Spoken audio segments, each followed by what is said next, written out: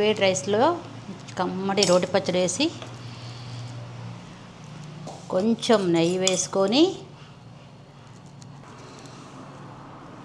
Super ఉంది guys అస్సలు ఆహా అండి. అందరికీ వాళ్ళు దొండకాయ చింతకాయతో రోటి పచ్చడి చేసుకుందాం రండి. దానికి కావాల్సిన దొండకాయలండి, ఒక కప్పు, ఒక 10 పచ్చిమిరపకాయలు. ఇది పచ్చి చింతకాయ సీజన్లో వచ్చినప్పుడు తొక్కి పెట్టుకుంటాం కదా, అదొక స్పూను. పచ్చి చింతకాయ తొక్కు, సాల్టు, జీలకర్ర ఆవాల తాలింపుకి, ఆయిలు, ఇంగువ, వెల్లుల్లి, కొంచెం ధనియాలు.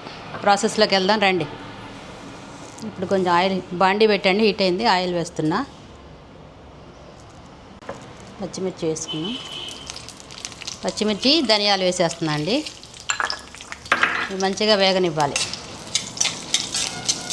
బాగుంటుందండి చట్నీ. ఇది పచ్చింతకాయ తొక్కుతో కమ్మగా ఎంత బాగుంటుందో వేడివేడి అన్నంలో. వేగిపోయాయి, ఆఫ్ చేస్తున్నా స్టవ్. ఇవి కొంచెం చల్లారాక మనం దంచేసుకోవటమే. ఇదిగోండి వేస్తున్నారు. రోల్ మా చిన్నదండి, చిన్న రోట్లో దంచుతున్నాను రోటి పచ్చడి. కొంచెమే కాబట్టి రోట్లో వేస్తున్నాను చిన్నగా. చాలా బాగుంటుంది పచ్చడి. మనం కొంచెం పసుపు వేస్తున్నా అండి, కొంచెం సాల్ట్ వేస్తున్నా.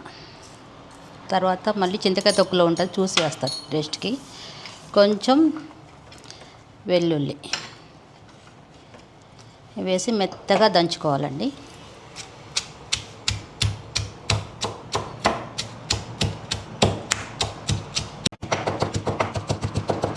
మెత్తగా దంచుకున్నామండి పచ్చిమిర్చి. ఇప్పుడు చింతకాయ తొక్కండి 1 స్పూన్ వేస్తున్నా. దీంట్లో కొంచెం సాల్ట్ వేస్తాం కాబట్టి మనం పచ్చడిలో సాల్ట్ చూసి వేసుకోవాలండి.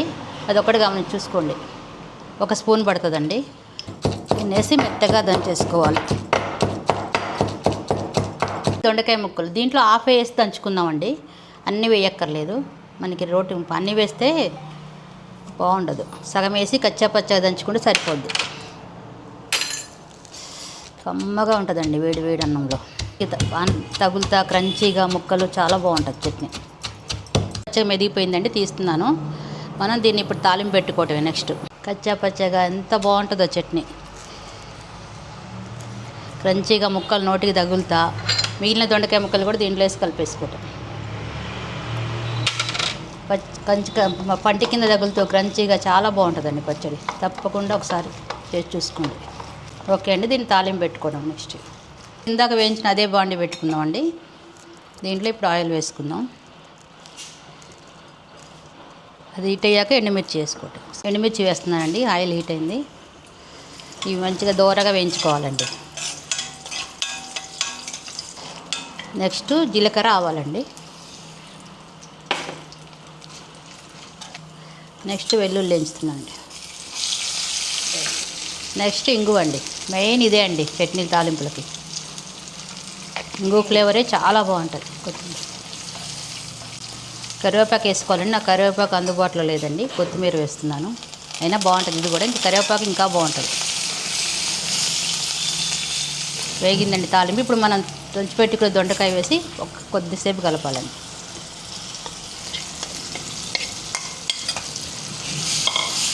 ఒక 2-3 సెకండ్స్ వేగితే సరిపోద్దండి. ఎక్కువ వేగితే ముక్క మెత్తగా అయిపోద్ది. కొద్దిసేపు ఇట్లా కలిపి ఒక 2 నిమిషాలు. మనకి ఎంతైనా రోటి పచ్చళ్ళే కదండి. మిక్సీలో వేసుకుంటే ఈ టేస్ట్ ఉండదు. రోట్లో దంచి మనం తాలింపు పెట్టుకొని తింటే చాలా బాగుంటుంది. ఇదిగోండి అయిపోయింది, ఆఫ్ చేస్తున్నాను స్టవ్.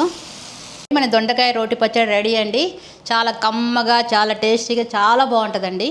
తప్పకుండా అందరు ఇంట్లో ట్రై చేయండి. ఎలా ఉందో కామెంట్స్లో చెప్పండి. సబ్స్క్రైబ్ చేయండి, లైక్ చేయండి, నా ఛానల్ ఫాలో అవ్వండి. నెక్స్ట్ వీడియోలో కలుద్దామండి. మా పాపకు పెడుతుంది చూడండి, ఎండుమిర్చితో పెడుతున్నా, అస్సలు కారం ఉండదు.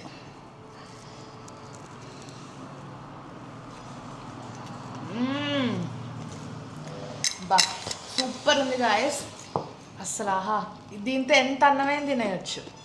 సూపర్ ఉంది, మస్ట్ ట్రై తప్పకుండా. చాలా బాగుందండి. దీంట్లో మనం 4 ముద్దలు ఎక్కువే తింటామండి అన్నం. అంత బాగుంది, తెలియకుండానే తింటాం. అంత కమ్మగా, అంత బాగుంది. ముక్కలు క్రంచీగా తగులుతూ కరకరలాడుతూ చాలా బాగుంది.